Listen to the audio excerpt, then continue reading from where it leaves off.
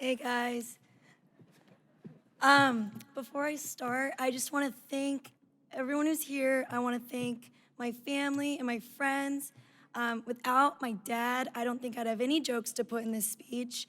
And without my mom, I wouldn't be here because she proofread every essay I wrote. So thank you so much.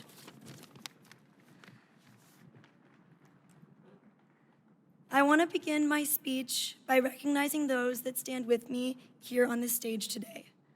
Some of the most well-respected and educated individuals that I will ever meet, who have dedicated their lives to learning and imparting their wisdom onto generations of young minds.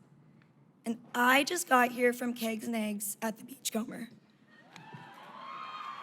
They really do just let anyone up here.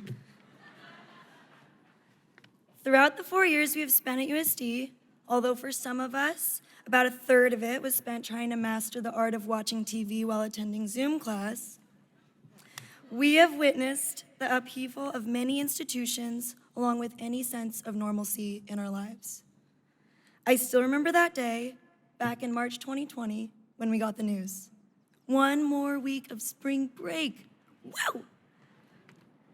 We had no idea that what was ahead of us was the collective trauma of watching the pandemic devastate our healthcare system and turn something as monolithic as our institution of education onto its head. All the while, the anxiety that came with watching our case numbers soar on one screen could only be alleviated by watching Tiger King on another. Every class, dinner date, work meeting, Friday night, all took place on Zoom. For months on end, we were living in this feeling of ever-present connectedness while also experiencing the most excruciating sense of isolation on the grandest scale. But that wasn't even it.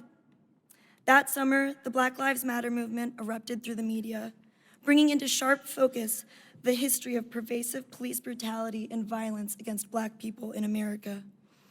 Again and again, we have been confronted with a surrealistic nightmare, a transition of power that was far from peaceful, the threat of losing our once federally protected bodily autonomy, almost daily mass shootings, and the ever-creeping possibility of world war.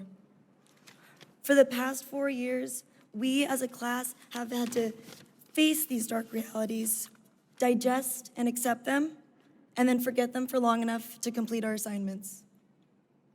You might ask, why does she have to bring up all of these awful memories? Why does she have to get political? I know you might be tired of this conversation. And to that I say, the choice to not be political is a choice steeped in privilege.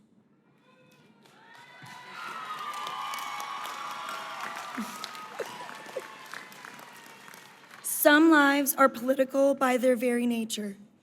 When laws are written across your body, when your life is treated as though it does not matter, when you are disregarded and disrespected on the basis of your identity, that's when political action becomes a means of survival. Well done. Those hardships that we have endured throughout these last years have served a purpose. There is a lesson amongst the chaos. Since we have entered school, we have been taught, forced really, that we must be resilient, for it is the only way to survive in the time of such unenviable yet unique change.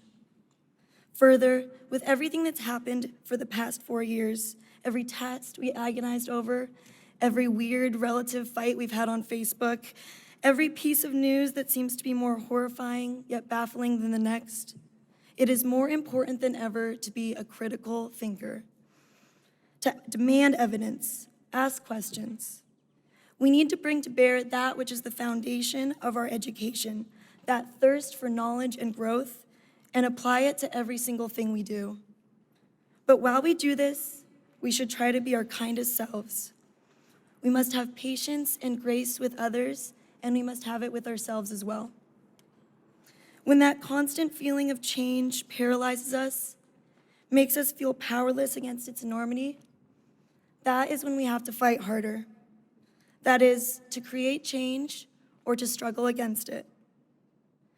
When I feel like I'm drowning in all of these monumental, insurmountable issues that face this world, I take just one single step. Just one thing that might make this world a better place. So, I was asked not to get political with my speech here today. Someone should have told them about my political science minor. I will only say this. If the things that I said here today bring you discomfort, then I implore you to lean into that feeling and look to the roots of this great institution.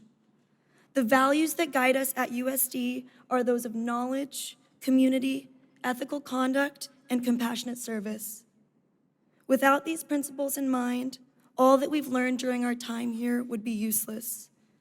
For the purpose of our education is not just knowing things, it's action.